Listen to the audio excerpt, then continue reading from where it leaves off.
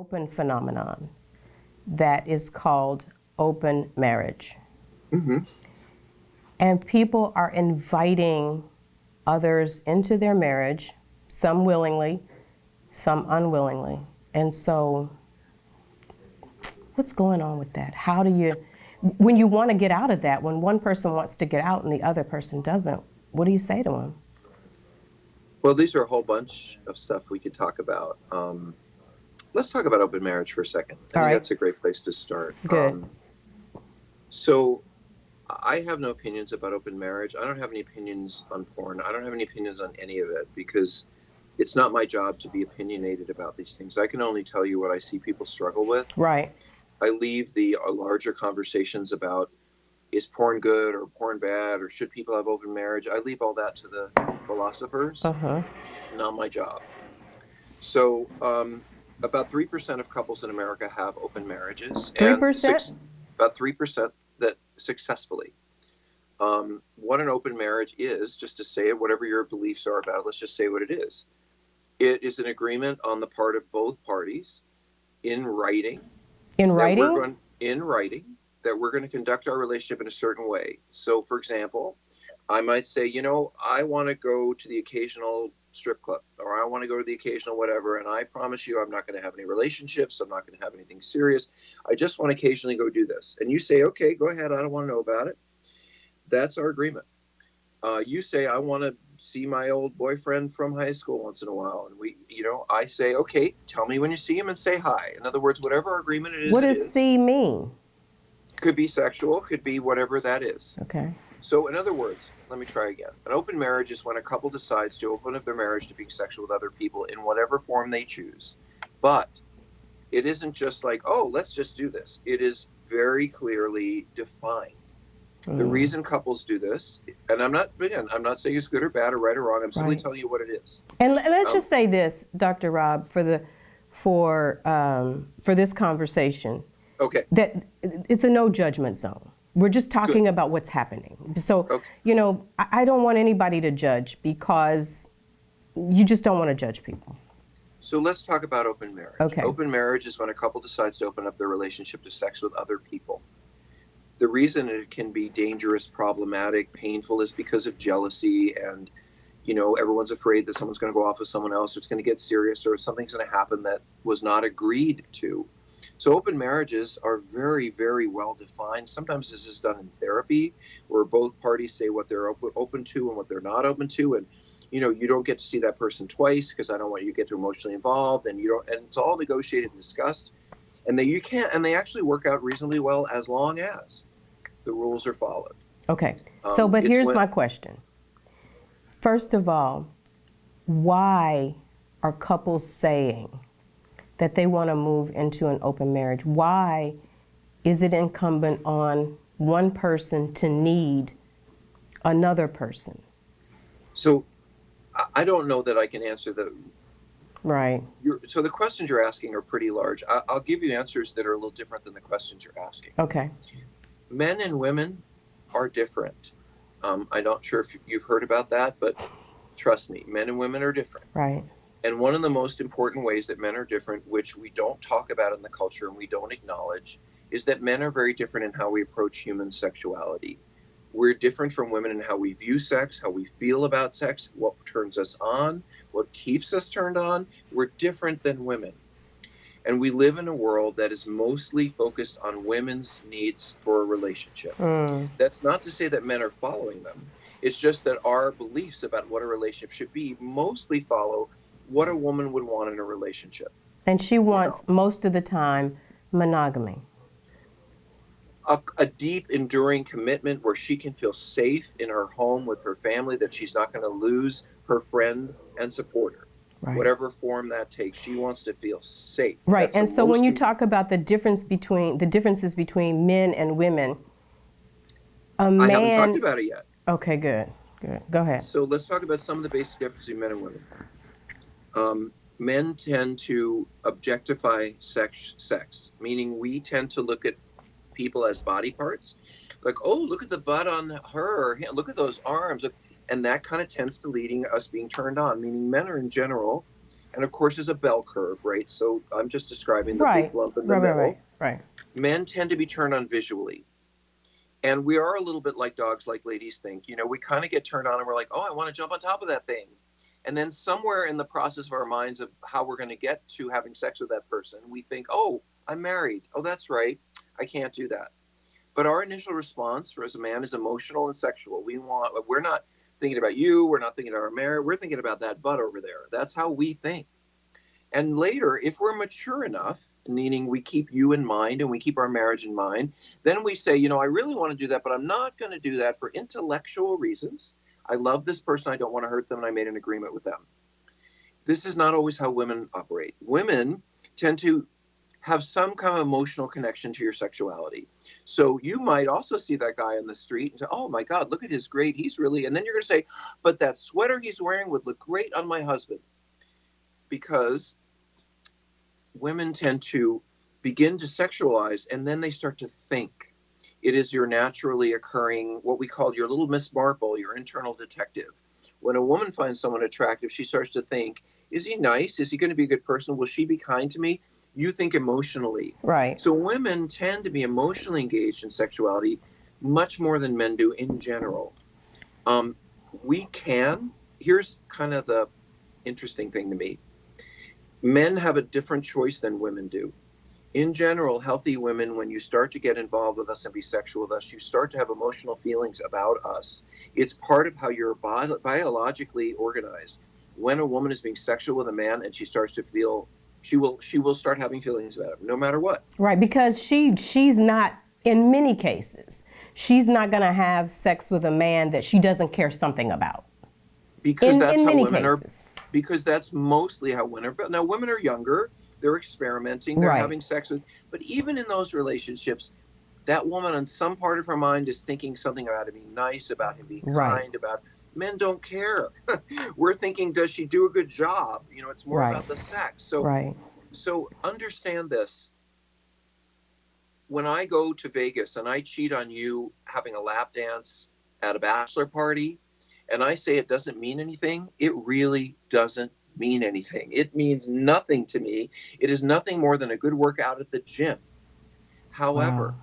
I know that if I go home and you find out, you will tell me, what about our marriage? What about our family? What about our kids? Because women are much more holistic thinkers. You will see this not in terms of he got horny and he got off. You will see it as, what about me? What about the family? I thought he loved me. Now, here's the deal. If I make a commitment to you to be monogamous to you, then it is completely inappropriate for me to break that commitment. I know so many men who would never break a commitment to a business partner, never break a commitment to their contract at work, never undermine their reputation in the world, but they don't think twice about breaking the contract they made with a woman. Wow. Like monogamy. As I wrote about in Out of the Doghouse, to me, that's a man who's immature. He doesn't think about his woman when he goes out in the world. He's just doing what he wants to do, and he figures as long as he's doing it, he gets away with it, it's fine. He's not thinking about her when he's out in the world. The mature man is built just like the rest of us. He wants to have sex with that person too, but he's thinking about his spouse because she's in his mind and heart, and that's a much more mature place to be. So, open marriage. There are couples who have been together a very long time, and they find that they're no longer being sexual, and one or the other still wants to be sexual. And so they try to negotiate a way for that to happen outside the relationship. Sometimes it works, So sometimes does it it doesn't. just like, can they, if they're not sexual or they're just like having sex because it's what they feel like they should do, but maybe they're no longer turned on by each other, is there a way to reignite that, Right. so that So- you don't have to feel that you Right. have to bring somebody in for excitement? So this is a very good question because it goes to the heart of this issue, which is how do you maintain a man's stimulation when men are built Right. to be visually stimulated, and we respond to new stimulation and we get bored with old stimulation. That's Right. just how we're built. Wow. So this is why you have all those things in marital about go on a vacation, do it in the kitchen, take a weekend off, put on something sexy. It's because it changes it. It's because all of a sudden for the man, it's a little different, and we get engaged because it's new stimulation. Same bed, same person, all these years, we kind of get like, It's not that we don't care. It's just our sexuality is not engaged as much because we are engaged by that exciting new stimulation, which is Right. sometimes different than women. And so now let me stop you there. For the woman, now with men, not so much, but for the woman who doesn't look like she did 5, 10, 15, 20 years ago. That's right. She's had babies. Life has changed. Her body Right. has changed. We're no longer as physically stimulating as we once were. Then what? Then you make sure that your man appreciates you for who you are, because it's not that we are solely, as I said to you, men have a choice on some level. We can engage with someone sexually and have no feelings whatsoever, or we can engage with someone and get deeply involved. And I think that for men, one of the challenges to being sexual with a long-term partner is that we are used to being sexual based on horniness, which means, oh, look how hot that is. I want to, or look at that porn. I want to get off. Or it's that new stimulation that we see and we think, oh, that's great. I want to have sex with it. What we are less familiar with is what I would call sex based on willingness, which is, I've been with this person a long time. I've seen that body before. I'm not going to come to it with, ooh, this is exciting. So, but if we massage each other, if we hold each other, we look in each other's eyes, we're going to get aroused. We're going to have wonderful sex. But sometimes men will get to the sexual situation and say, well, I don't see that new hot stimulation right there that I really want to get turned on by, like I see in the porn or like I see out there in the world. So I'm not interested. And it takes a man, I believe, having to go a little bit further into the relationship, the feelings for her, and the willingness to be sensual. Not necessarily we're going to have sex, but Right. I want to hold you. We're going to massage each other. He will get aroused. They will have amazing sex. And We're he'll going say, to have "Wow, more foreplay. Yes, because then the arousal for the man doesn't come from, ooh, look at that hot butt, because it's been 20 years and that butt's different now, and I've seen it before. But more from our connection, the feeling I have, the thing that the women want, actually, which is us to come to you from a loving sexual place. You don't want us to be sexual with you, I don't believe. Like we have a porn magazine next to your head, and we're thinking about other people and others. Nor do we want to see you, I don't think, as a French maid. You want us to love you for you. Right. And for us to do that, I think we have to be very present and be willing to not have an erection, to be willing to start out without the feeling of horniness, but to be into the sensuality and the loving that we share as a couple. Because sex for couples that have been together for a long time, it comes from a different place inside than it does in the first 18 months of a relationship. And the problem is that a man, and sometimes women will say, oh, well, it's not like it was when we first met. Well, it's never going to be like it was when you first Right. met. So hopefully it's going to be better. Hopefully it's going to be better than when you first met. Well, to be honest with you, I believe that sexuality is better when it doesn't come from horniness, when it comes from Right. connection for men. I have had many men say, wow, I never thought sex could be like that, because when you're sexual with someone you love, you let your guard down. Mm-hmm. You trust. You can go more into the experience without needing a sense of control. And that's sort of what men often miss and don't get, is the amazing experience of being fully open and sexual with someone who you really love and knows you well. So when you're talking to couples that have decided to bring someone else into their marriage for whatever reason, and they have this contract, whether it's a literal contract or a verbal contract, but then because of the familiarity of being in a relationship for a long time, the husband does just what you say that the man is built to do and be. And then he falls for Right.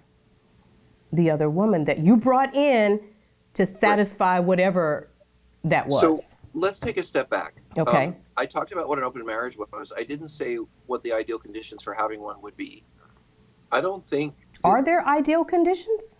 I don't think one partner's marital dissatisfaction is a reason to have an open marriage. Both partners have to be engaged and interested.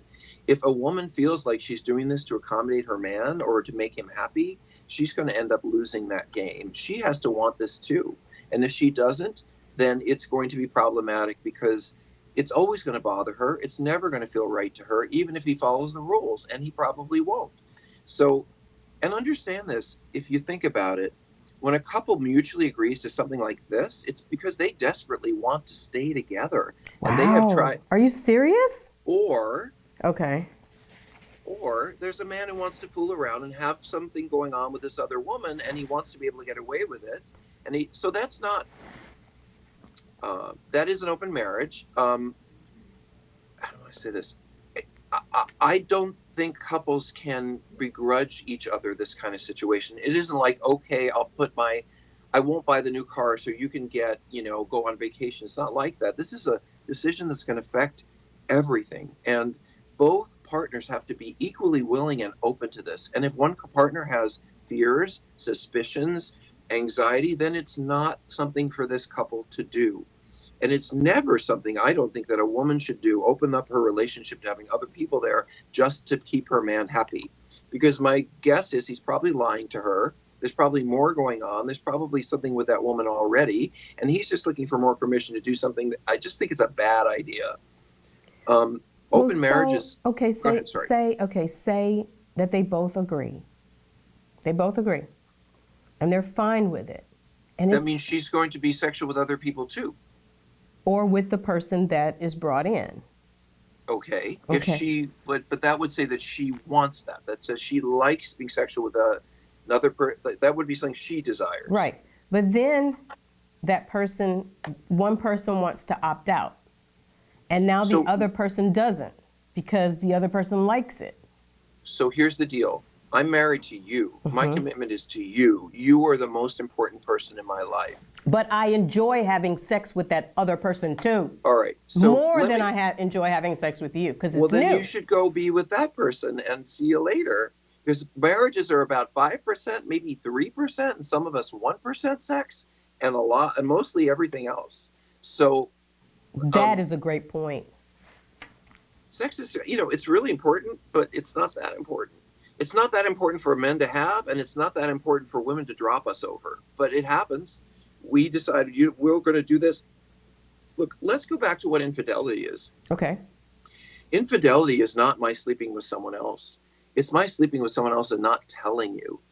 Infidelity is the keeping of secrets. And I have to tell you, you know this. I've worked with more unfaithful couples than most people I know. I run a treatment program for this issue called Seeking Integrity in California. And I have been working with unfaithful men for many, many, many, many, many years. And these couples don't come to this because they're being open and having good communication and they're being clear. There are issues in every relationship before it goes on the rocks around sex. Wow. Well, infidelity is, no man or woman is going to say, oh, guess what, honey? I'm sleeping with somebody else. Well, so, it's so interesting. Can we have some fun conversations? I know you want to have fun. I work with audiences a lot. I work with therapists, mostly female, but I'll train like 300 therapists. Okay. And let me give you a scenario. You tell me what you think. All right. So I'll go to this therapist. I'm going to say, and I'm going to use you as an example. I'm going to say, we have found each other. We're in love. You were married before. I was married before. We've got some kids. The other relationships didn't work out. Now we found the perfect partner. You're it. So I'm really going to settle in with each other. Okay. And I say to you, look, this is the real thing, and I know this is the real thing, and let's move in together and make this real. Let's get married and all that stuff. But I need to tell you something before we do, because I want to be as honest as I can with you, because I love you. Mm-hmm. I've never been a man who has been monogamous. I've always had the occasional dalliance here or there. And I don't think that I'm going to be monogamous with you. I don't see that happening. It's never been the case. Now, my marriage broke up, but it wasn't around monogamy. And I don't think that, I just need you to know, because I don't want you to find some receipt from a strip club 5 years ago and think I'm cheating on you. I want you to know up front. And then I say to the audience of women, therapists, mostly women, some men, would you marry me now that I've told you this? And guess what they say? No. No way. Fine. Right. So then I say, let's try this scenario. We love each other. We've been married before. We found each other. Same situation. You're as great as sliced bread. I love you. You love me. We have kids to get along.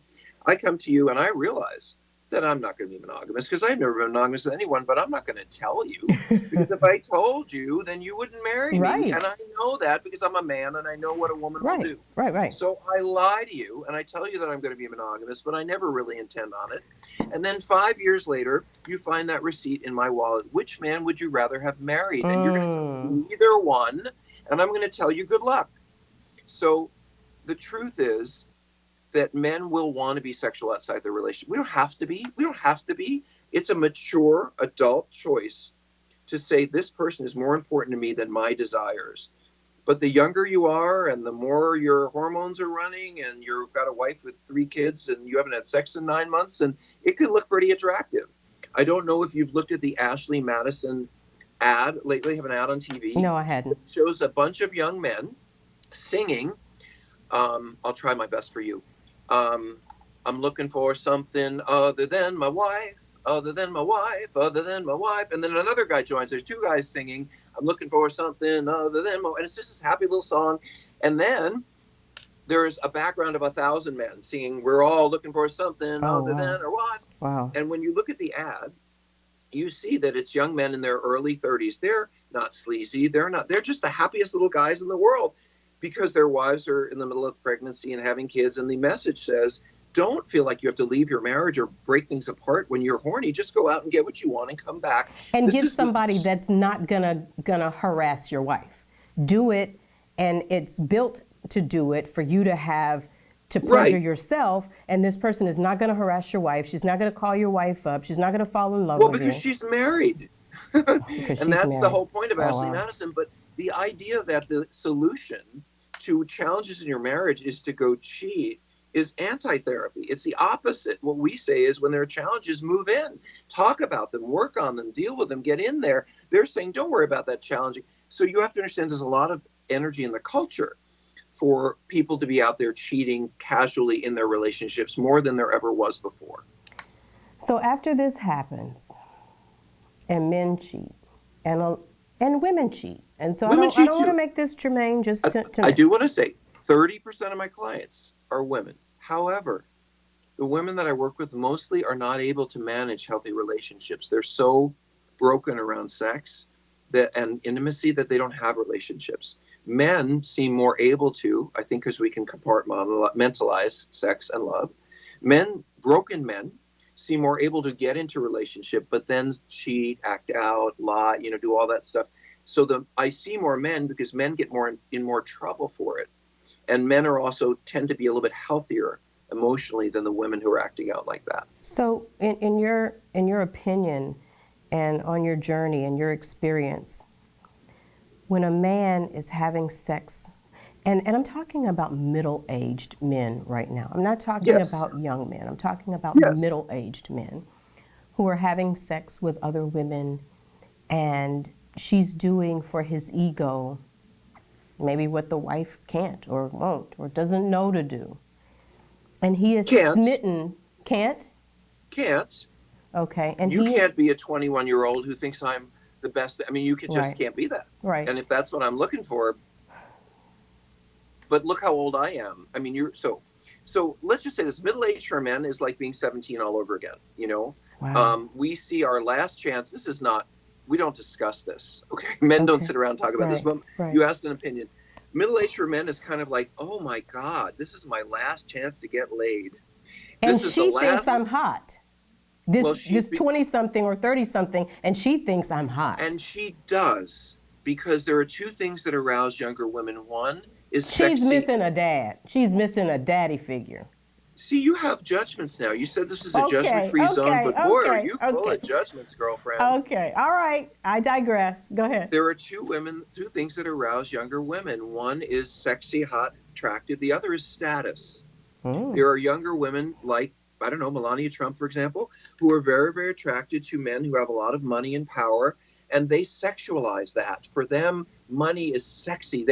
They're not that interested in the sex with him, but the fact that he has all this money. So it is as sexy and as emotionally engaging as somebody who's got a hot body for a young woman. So part of this dynamic is you've got a guy who's looking at his last legs at being attractive, and he knows it, because what he doesn't realize, of course, is when you're at a certain age, no one even notices you on the street. That's really awful.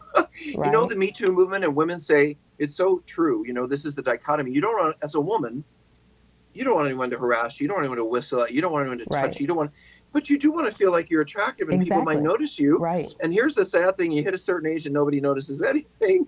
Right. So men see this coming, and we're like, oh my God, I no longer feel attractive. I'm not having as much sex with my wife. I'm not that important. I'm not that.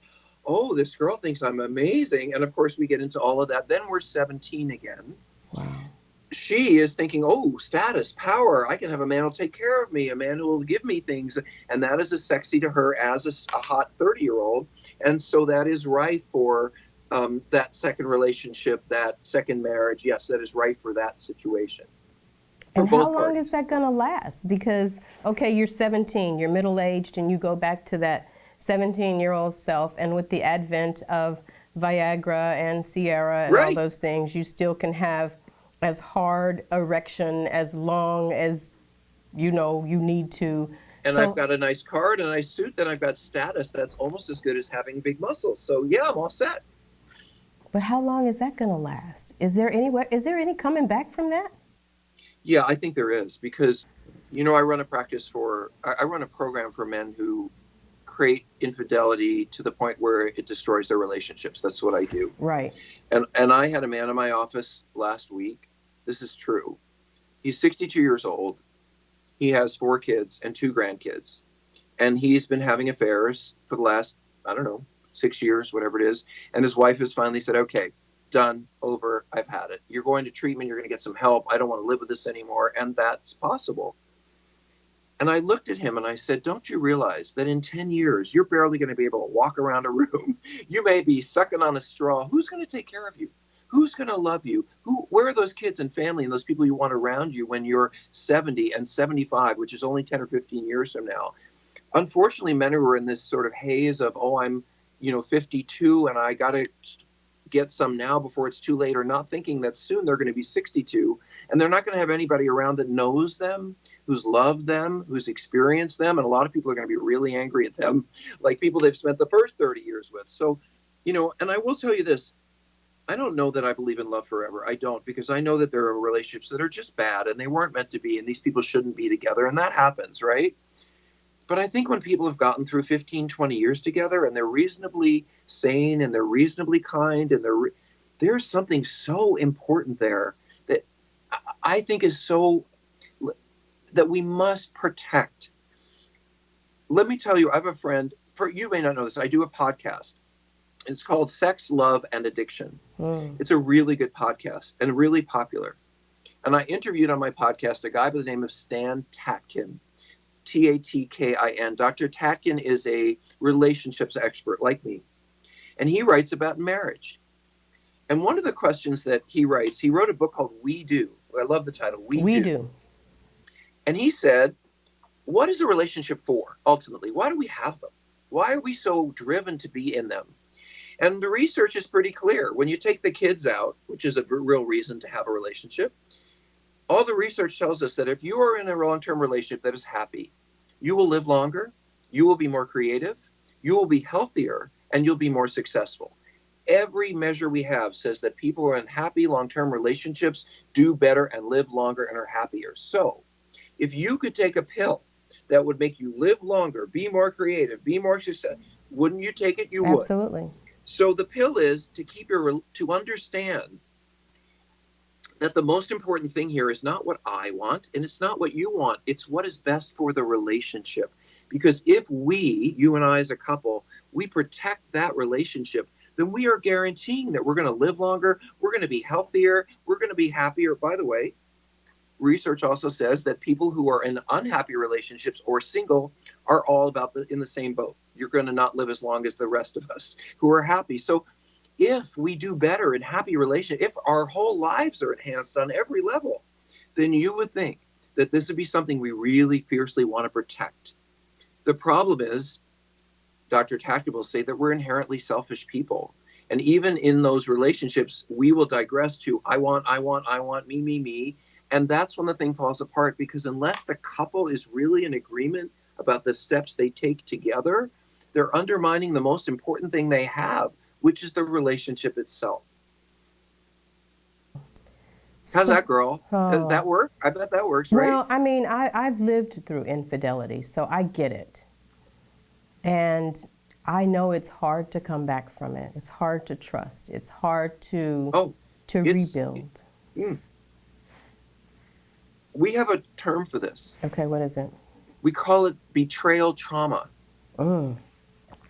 And it's always there. Even though you get better, it's always sort of So let's talk about that, because I've worked with women who've been cheated on for almost 30 years. And universally, um, first of all, the relationship will never be the same, right?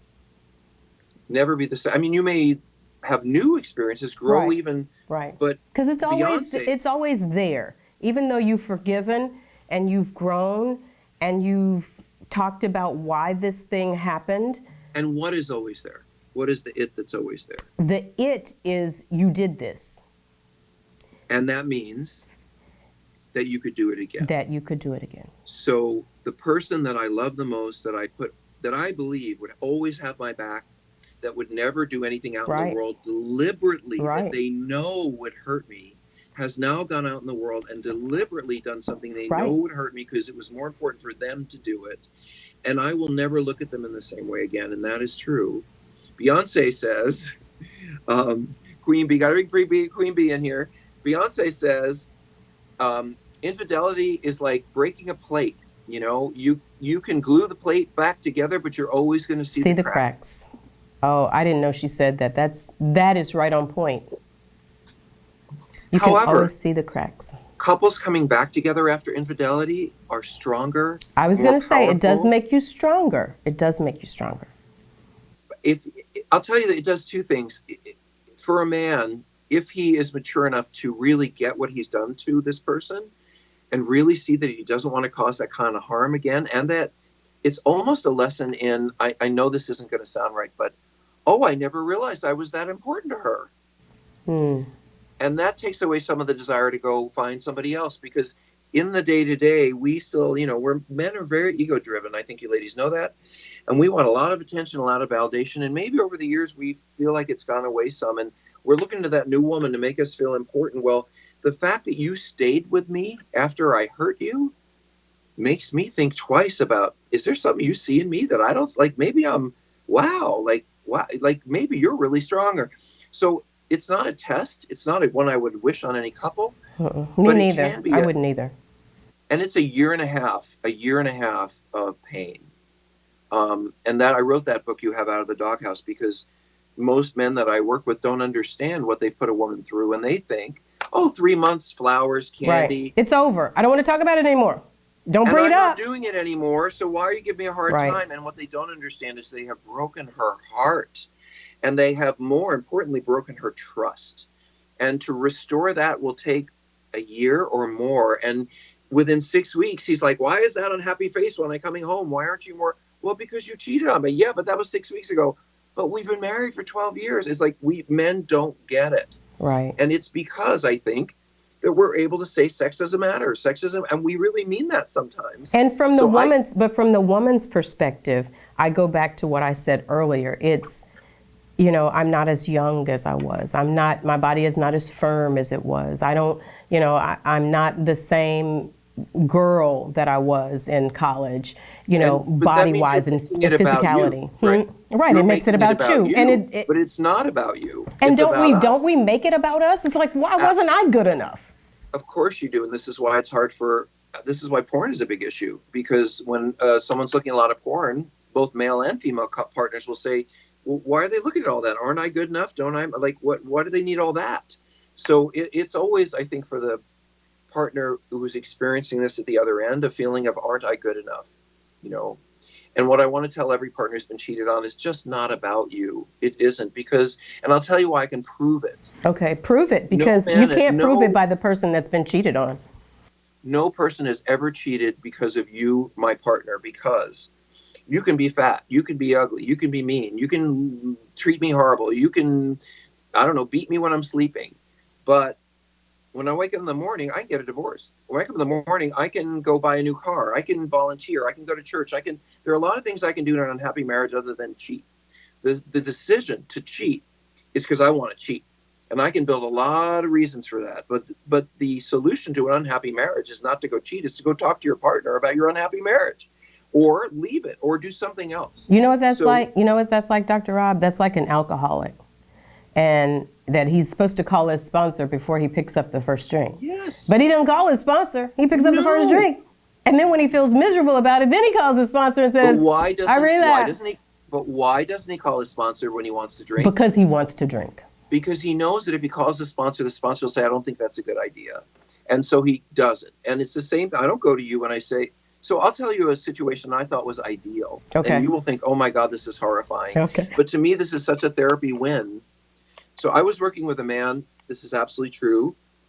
And he had met someone where he was working and he thought she was really attractive. And they started having lunches. And then they started to go on walks. And then he said to me, as a therapist, I'm having real feelings about this woman and I want to pursue it. I want to be sexual. I really like her, all of that. And I said, it is perfectly fine with me, but you need to do one thing first. You have to go home and ask your wife for permission. And if it's okay with her, it's okay with me, because you signed a contract with her that you would be monogamous. And in order to be an upright, stand-up man, you can cheat all you want, but you have to ask her first because you made that contract with her. Now, I want you to understand this. To me, this is the essence of cheating. It's not about the sex. It's about the lying. It's that so it's not about, we've been having this wrong. It's not about the sex. It's about the lie. Ultimately, what will break your heart is not that I had sex with another person. You could probably deal with that. It's that I lied about it. I manipulated. I did it again. I said I was here when I wasn't there. Because what happens to you is, you, my partner, I think, well, I'm always trustworthy in every area except for this little fooling around. She'll certainly see, even if she finds out, that it's just this. That's what I think. But you think, if he's doing that, what else is he doing? Exactly. And what else do I not know? And then trust is gone. It's that broken plate. You don't trust me at all. So what I think is going to be just a little thing, maybe around this issue, becomes for you, I don't trust you in any area of our life because you've been broken by this. Right. And so for me, it's like, it was just sex. I'm over it. Why aren't you? We don't understand as men what it costs our partners when we do this to you, that we've broken your trust. It isn't just that we slept with someone else. So let me tell you my story. Okay. I had a client and I said to him, you can sleep with anyone you want, but you got to go tell your wife. And he did. He did. He went home that night and he sat his wife down and he said, I got to tell you something. Kids are in bed. I met this woman at work. I'm having all these feelings about her. I really want to be sexual with her. And you know what? His wife fell apart right in front of him. She was weeping. She was crying. The dog came over and put his head in her lap. That's how bad it was, he said. But the next day, he woke up that morning and he said, I just realize now what this would cost you and us if I did this. And even though, and what we talked about later was, it was awful that he had to tell her that. It was awful for her and awful for him. But you know what? It was amazing. She felt like, within a couple of weeks, like she was walking on air, because not only did this man not go do this, but he was honest with her about his feelings, his fears, his concerns, and he let her in on the decision. Wow, I love that. Even though they had a lot of work to do on their relationship, gave them a door and an opening, and it motivated her to want to work on it. And he didn't go cheat because he saw, by being honest, what it was going to cost. You know, the kid who says, Mom, can I have a cookie out of the cookie jar? And mom says, no, not until dinner, you know. And then he goes and gets that cookie out of the cookie jar later. How old is he? He's a little kid, you know. He's learning to steal and cheat and lie. The mature kid says, okay, mom said no, I'm going to wait till after dinner, or let me ask her again, or maybe they say, let me ask dad. Right. Maybe I can break one of them down. So with that story, what then does he realize, and do they realize, are the missing pieces in the relationship that has opened itself to him finding someone attractive and wanting to be with that person? What's the core or the root of the problem? You know, it's interesting. You say the word missing pieces, and I'm not sure that's quite right, but I think about some of the things we do in couples therapy. And one of the first things we do in a couple is say, do either of you remember when you loved each other?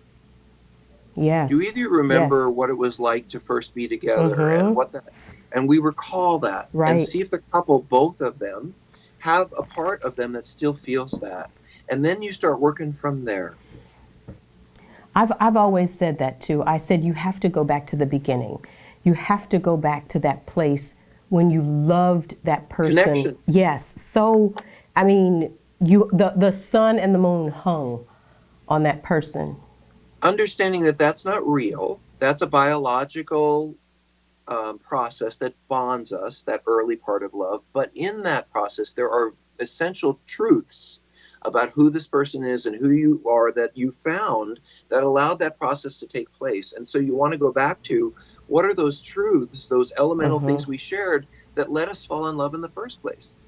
And so Yeah. for them, what was what went wrong? What Well, allowed these other feelings so strongly? So strongly that he would tell you, and then you would tell him, okay, well, I'm that fine that with it if you tell your wife and she's okay with it. well, we have a long working relationship as a therapist. So he came to me not knowing what to do, and I gave him a recommendation that he took. It was very courageous of him, I thought, to take that. It was Absolutely, I much, do too.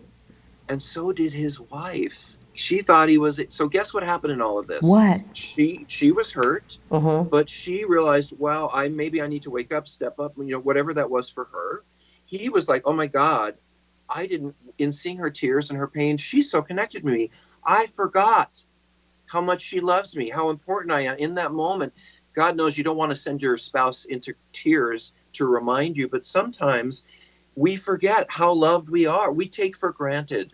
It really is the whole, like, waking up every day in the morning just seems like, oh, there's the same person. Oh my God, you're so fortunate. That's the same person. To wake up next to the same person every morning, that's a miracle. We lose track of what's important. That is the connection, the relationship, the stability of each other that made all of this happen.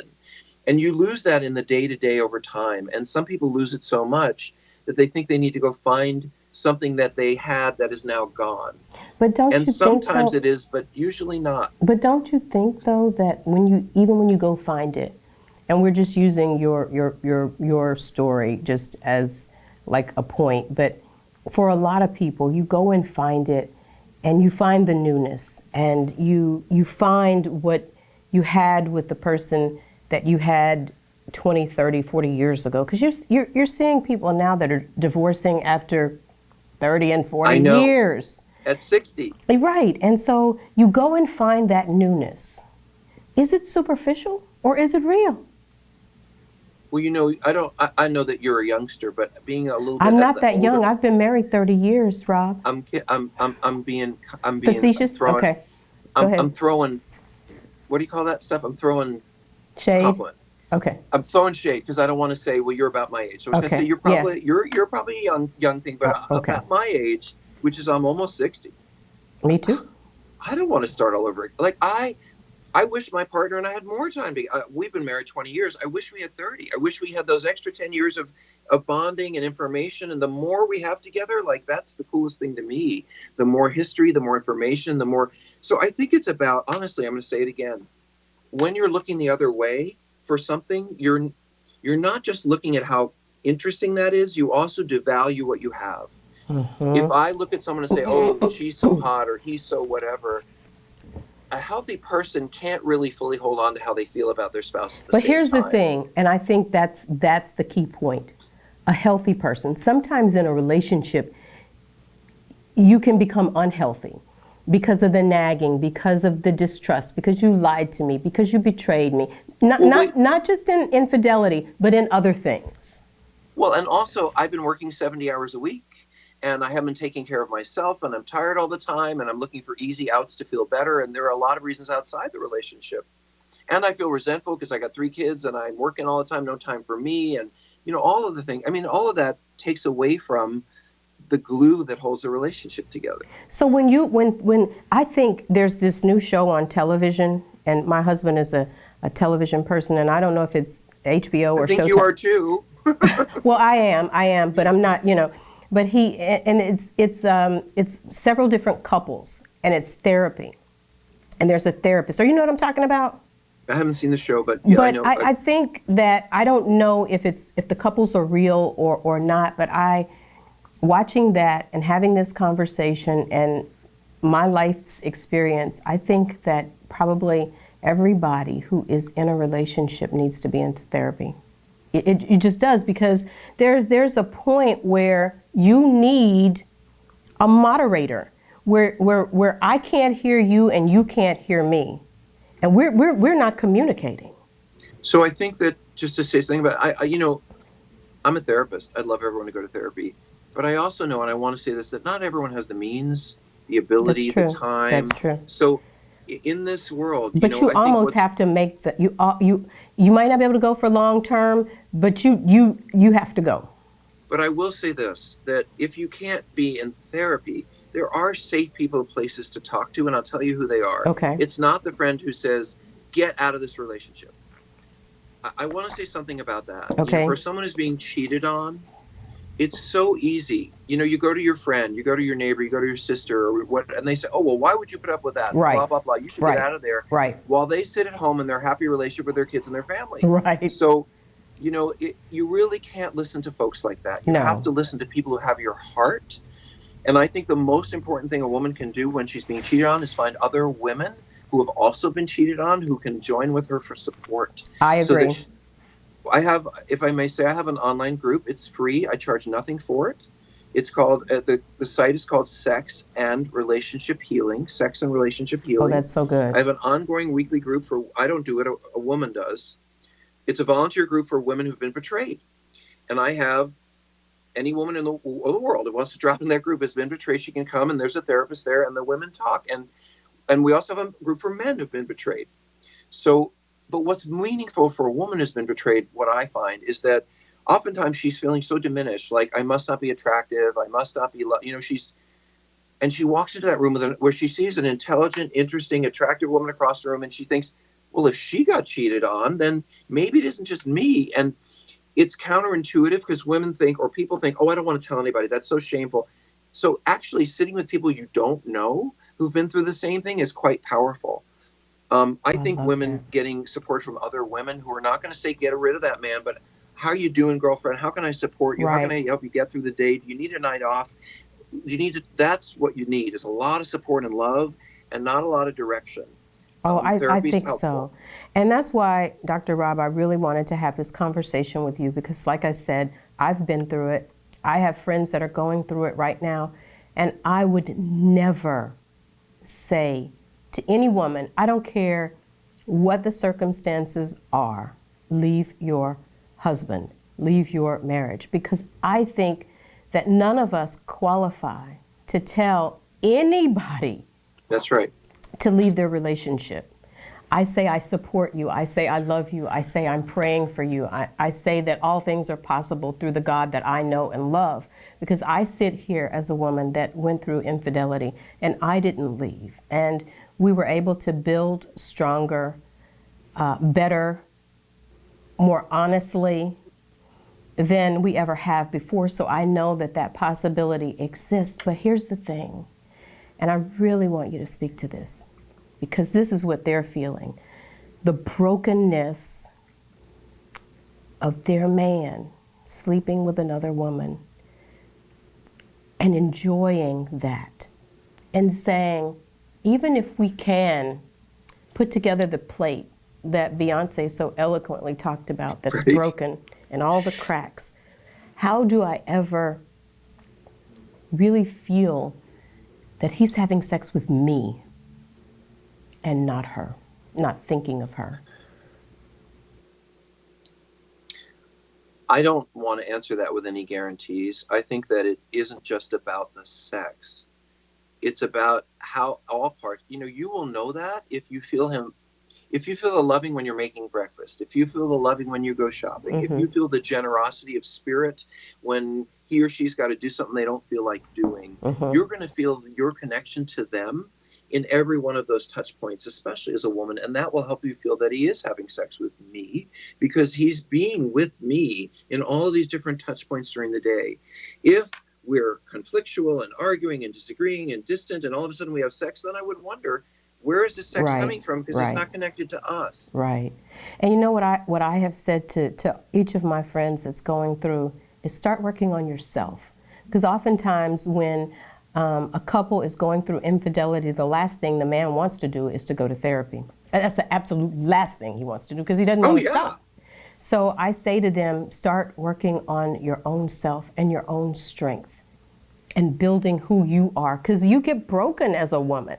You start to look at everything. We're already self-critical. You start to look at everything that's wrong with yourself, you know. And so I think that when you start to honor yourself and who you are and your strength and all of the things that you bring to the world, then you can look at either rebuilding or you can look at, okay, this is not going to work, and I'm going to move into this next season of my life and allow whatever happens to happen. I think you're absolutely right. And I think about it a little bit differently. I think about, you know, when you lean into someone and you really believe that they're there and you're depending on each other, that's a good thing. I think healthy dependency is a really good thing. But if you look up and you find out that the person you've been leaning on hasn't really been there, then, you know, you're going to topple over a little bit, but then you're going to have to climb back out, and you're not going to be able to lean into this other person for climbing out. You're going to have to lean into your own strengths. Right. So when you have lost the person who's closest to you, you're going to go through trauma. You're going to feel betrayed, even if you're still looking at them every day when you wake up. And you're going to have to find your own strength because you can no longer lean into them for theirs. That's so powerful. What are you doing next, Dr. Rob? What's next for you? Out of the Doghouse is this book that, you know what, I think that this book is not just a book. I think that it's almost a manual that will never get old. Well, let me say, Out of the Doghouse was a book written for men who cheat, who haven't been able to figure out how to make it right with their woman. And by the way, I don't know if you know this, there's a Christian version of that book, because I sat down with a Christian counselor friend of mine, and I'm not a Christian, and I said, you know what? It's the strangest thing. I wrote this book about respecting the woman you live with, valuing your marriage, honoring your mistakes. I think those are Christian values. And she said, you're absolutely right. And so we rewrote Out of the Doghouse with scripture. And there's a version of that for people who are interested. But my work now is about something I call pro-dependence. I wrote a book that came out last summer called Pro-Dependence. So you know the word codependence. Right. This is the word pro in front of it. Pro. C-R-O. Okay. P-R-O. P-R-O. Pro. Like pro-dependence. Pro-dependence. And I don't know if you're aware, the idea of codependency has been with us since the 1980s. And it is a concept that basically if you love someone who's broken or troubled or addicted, that you must be broken too. And that you're loving them just means you're not focusing on you, you're focusing on them, and that's your codependency. And I just never believed that loving a broken person meant there was something wrong with you. I believe that loving broken people is a strength, and anybody who can put up with a broken person, I think they're my hero. And so I wanted to take this model of codependency and turn it on its ear ultimately, because I think we need to be kinder to partners and family members of troubled people. You know, we get involved with people, they become alcoholic. We get involved with people, they might have a mental breakdown. I don't need anybody saying to me, gee, you could have picked someone else, or if you'd been healthier, you would have made a better choice. That's not healthy to me.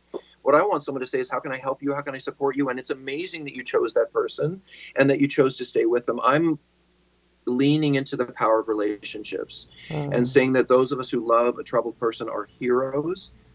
Not for taking abuse, but with the hope that they're going to get better.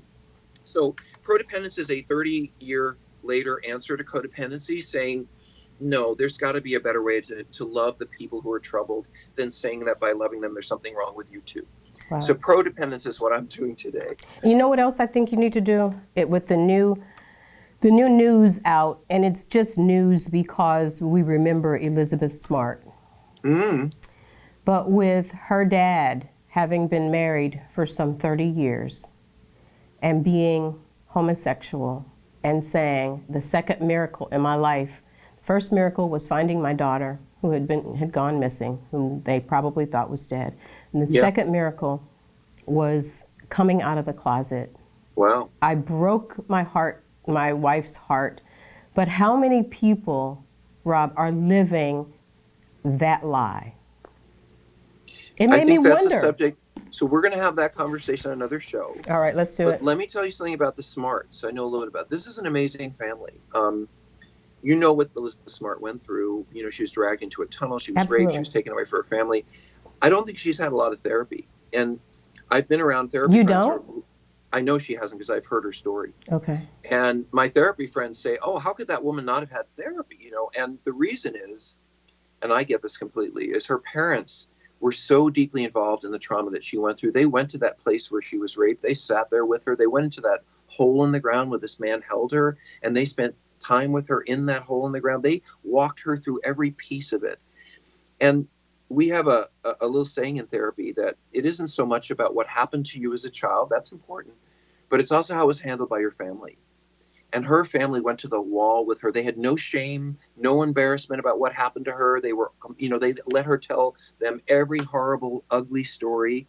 And that is the healing of a therapist. And Wow. so, in part, to be loving people who can listen and not judge and support, they helped her through that. So I really admire those people. And yeah, we should talk about marriages where men or women feel that they might want to be with another gender. I have a family member whose mom left her kids to be with a woman. And it's like, how could you leave your kid? You know, but she did. Right.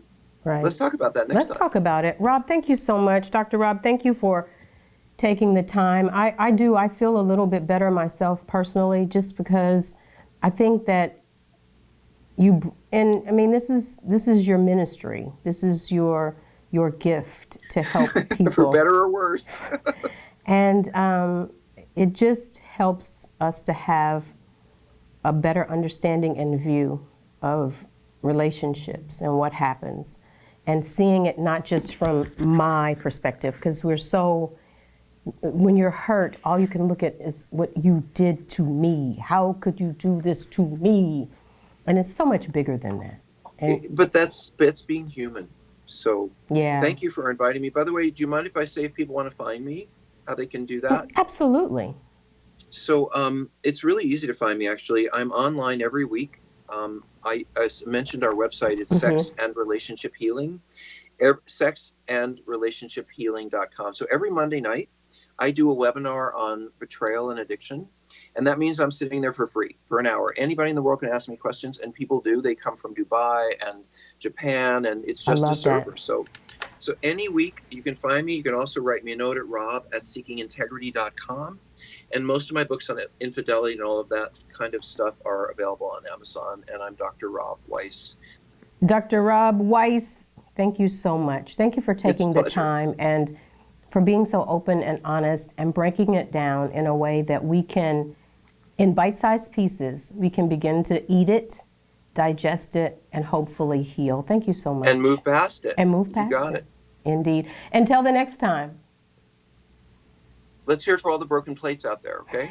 All right. They've got glued back together. I appreciate it. Let me just say one thing. Go ahead. You know that the strongest place in that plate is the place where it was glued back together. That's right. It may crack somewhere else, but it's not going to crack there again. That's right. That's right.